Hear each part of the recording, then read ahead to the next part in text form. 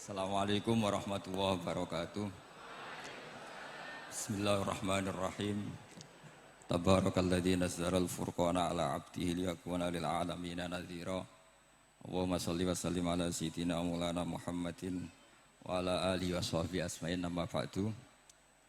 Yang sangat saya hormati Rektor Tribakti Kiai Haji Abdul Ghafabi, semua keluarga Lirboyo, semua yang hadir yang saya hormati. Ini tadi saya diajari doa maksa Tuhan. Saya punya sanad yang mungkin lebih keren. Jadi ada seorang Arabi berdoa di Raudhah. Ya Allah, jika Engkau jadikan orang soleh, maka yang senang adalah kekasih-Mu. Jika Engkau menjadikan saya orang fasik, maka yang senang musuh-Mu, yaitu iblis. Tinggal jenengan mau nyenangkan kekasih-Mu apa musuh-Mu. Akhirnya ada hatif, ya sudah, soleh saja soleh, doa kok gitu. Artinya kalau seseorang soleh yang suka siapa? Rasulullah. Rasulullah berstatus Habibullah. Ya Allah, kalau Engkau jadikan aku orang soleh yang suka kekasih-Mu. Kalau aku jadi orang fasik yang suka musuh-Mu. Terserah jenengan mau menyenangkan musuh-Mu apa menyenangkan kekasih-Mu. Coba ampun, terserah jenengan. Tentu pilihannya Allah menyenangkan kekasih Allah. Itu saya ijazahkan ini. Semoga gak diterima. Covid. Jadi kalau di Ihya itu ada Kitabul Wujdi, ada yang baca Al-Wajdi. Tinggal zaman mondok ngarokati apa enggak tahu saya. Resiko mondok Lirboyo memang gitu, kata Mbah Mun itu harus semuanya diharokati. Tapi kata Mbah Mun, ini sarang, jangan harokati semua, jangan maknani semua. Kalau dalil di sini katanya kan apa itu al ilmu sayyidun wal kitabatu qaiduhu. Jadi ilmu itu ibarat hewan liar, supaya enggak liar dicancang gitu. Tapi kata Mbah Mun, ambok cancang kabeh ya ketekaken mati gitu. Jadi ini, nah saya ini kan dikatakan Gus Ghafabi tadi cucu murid. Ini saya senang sekali karena memang saya jarang mau diundang pengajian umum. Karena diundang itu artinya kan makmur, diperintah. Sehingga ini sekaligus maklumat, yang nggak merasa mbah guru, jangan ngundang saya, itu kualat nanti. Karena saya berkali-kali bilang, hormat kiai itu wajib, tapi ngatur kiai itu haram. Jadi aturan mainnya jelas, hormat kiai itu wajib. Seneng kiai wajib, tapi kalau ngatur kiai haram. Ngatur itu ya fatwa itu, fatwa ya. Begini, saya ini baru neliti, mungkin ini tahadus bin nikmat. Saya berkali-kali rembukan sama, termasuk diantaranya sama Profesor Quraish Shihab. Itu mau menjadikan manhajul Quran itu mudah. Di antara kitab yang saya pelajari serius itu kitab Syajaratul Ma'arif. Nanti sebagian tak tinggal di sini biar diajarkan Gus Rizza. Itu rencananya PSG Pusat Studi Qurannya Pak Quraish itu menerbitkan itu. Sementara ini sekarang di UI Universitas Islam Indonesia saya juga ngajar kitab itu. Kitab itu begitu mudah menjadikan Quran itu pegangan. Kalau di sini katanya mau dimilenialkan itu, milenial itu. Itu begini, misalnya begini. Ini saya beri contoh. Jadi peristiwa-peristiwa khusus yang ada di Quran itu ditabwib secara umum. Jadi ini saya nanti tidak guyon supaya Gus Rizza agak kelihatan kalah, karena kalau guyon-guyonan itu menang saya. Saya ini orang Pantura. Saya misoh saja ada dalilnya. Karena memang dalam tarikh-tarikh itu gitu. Ini Muhammad ponakan kamu, kata orang-orang kafir. Saffaha ahlamana wasabba alihatana. Semoga gak ada yang menerjemah wasabba alihatana. Kitab itu mudah sekali. Misalnya begini, saya beri sekian contoh, mungkin 3 sampai 4. Babu nafil ibad bikullil bilad. Bab kalau seseorang itu harus manfaat di mana saja dia berdomisili. Terus beliau secara mudah bilang qala ta'ala hakian an Isa bin Maryam wa ja'alani mubarakan ainama kuntu. Saya adalah orang yang hidup di mana-mana itu membawa apa? Berkah. Terus beliau memberi judul secara umum Babu Nafil Ibad Bikullil Bilad. Sehingga saya di Rembang, di Lirboyo atau di mana saja, etikanya satu, harus bermanfaat. Setidaknya manfaat kalau ada orang ingin menang ya saya ngaku kalah lah. Kalau ada orang yang ingin saya diangkat jadi murid ya oke saya jadi murid beliau. Enggak masalah. Karena bagian dari kesalian itu tawaduk. Pasti yang tawaduk jadi wali karena man tawadu'a rafa'ahu Allah. Yang kumo luhur jadi guru pasti tidak jadi wali.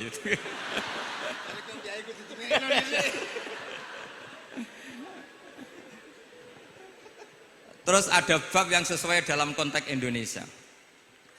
Itu juga dibabkan umum, babu saddid dzara'i. Bab menutup pintu potensi-potensi yang enggak baik. Terus beliau mengutip qala ta'ala wala tasubbul ladzina yad'una min dunillahi fayasubbullaha adwam bighairi ilm. Jadi dulu para sahabat saking semangatnya berislam, itu saking semangatnya itu sering bilang jancuk Lata, jancuk Uzza. Jadi ini tidak jauh-jauh dari misah karena memang sudah dicap cangkem elek tadi. Terus mereka tanya, lalu kalau Tuhan saya jancuk, bahayanya jancuk juga Tuhan kamu. Akhirnya Allah bilang gini, Muhammad, umatmu kandhane aja misoi brolo, korbane aku. Makanya terusannya ayat fayasubbuha adwam bil khairi. Dan itu oleh Syekh Izzuddin bin Abdissalam yang dikenal sebagai Sultanul Aulia itu dibabkan mudah sekali. Babu saddid dzara'i. Jadi kalau kamu ingin Allah tidak dipisoi, Islam tidak disakiti, kamu jangan menyakiti agama lain. Itu bagian dari mencintai Islam. Jangan kira kita hormat sama agama lain karena ikrar, tidak, itu bagian dari mencintai Islam. Terus mengutip sekian hadis, la yasubbur rajulu abahu. Sebagian riwayat la yal'anur rajulu abahu.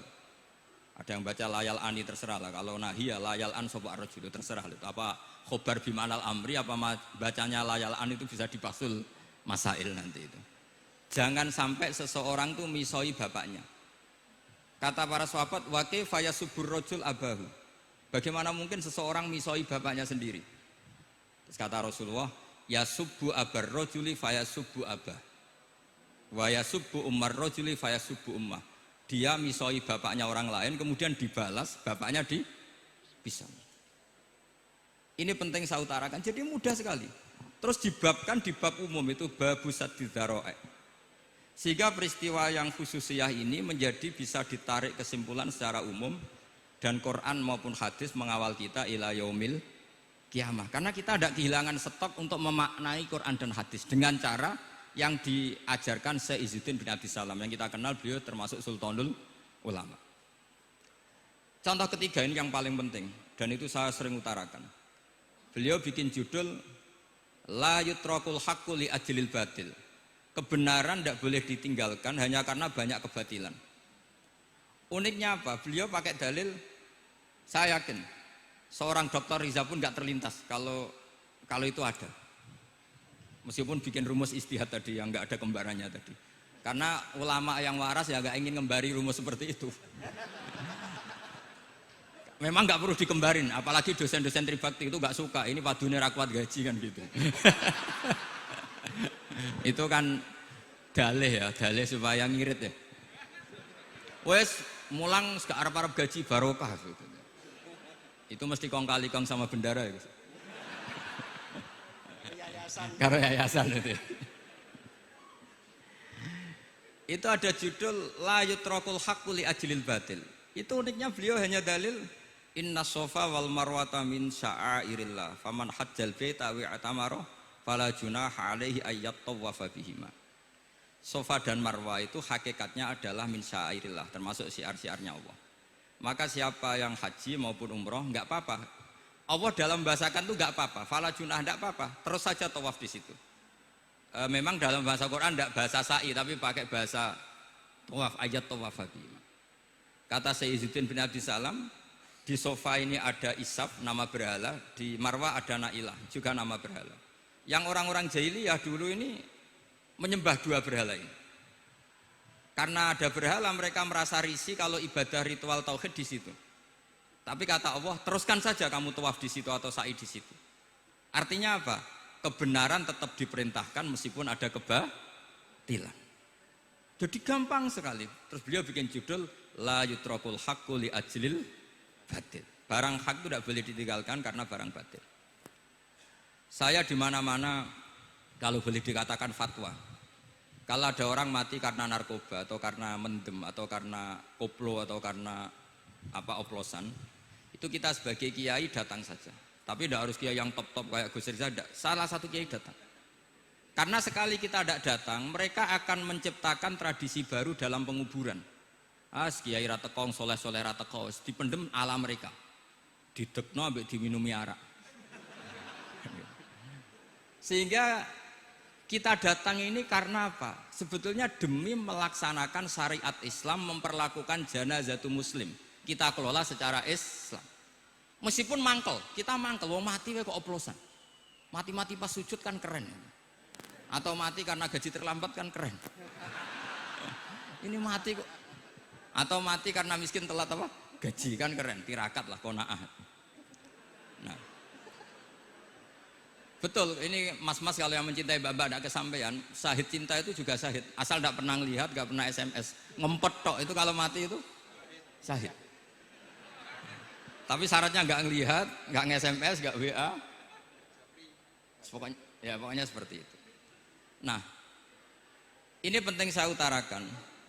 Saya pernah diundang salah satu acara akad nikah. Itu yang undang itu nanggap ketoprak. Gus nanti ada ketoprak di rumah saya, tapi jangan nggak usah lihat itu. Tapi jam 9 ngakatkan anak saya. Ya saya datang. Pas itu memang nggak ada udzur saya datang. Itu sudah ada biduannya banyak di situ. Kenapa saya datang? Pikiran saya tadi. Kalau kiai tidak menyaksikan akad nikah, nanti mereka bisa bikin cara akad dengan cara mereka sendiri. Sehingga takbir-takbir yang di fikih, misalnya walimatul ursi itu kalau ada ikhtilatur rijal wan nisa haram hadir, itu nggak pernah dilakukan oleh guru-guru kita. Setahu saya Mbah Mun, bapak saya, guru-guru kita, meskipun ada ikhtilatur rijal wan nisa, mereka kalau ada walimatul ursi asal tidak ada udzur itu datang. Karena la yutrakul haqqu li ajlil batil. Padahal jelas di Bajuri, di Anatul Talibin, jika hunaka muharramun harumal hudur. Entah kalau Gus Rizal baca hurrimal hudur atau harumal hudur, tidak tahu, saya ini kan bisa debat ini. Karena saya santri sarang, jadi kalau baca 2 kali, harumal hudur atau hurrimal hudur. Tapi kalau yang santri sini mau tidak mau ya anut harokatnya guru tadi. Resikonya nurut itu harus ikut haruma apa hurrima. Kalau saya karena enggak dimaknani, jadi ya bingung. Maksudnya bingung milih, saking banyaknya ilmu. Bukan bingung karena goblok, bukan.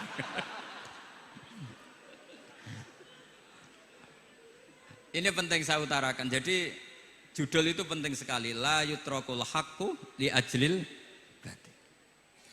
Contoh keempat, babu tolabil manzilah.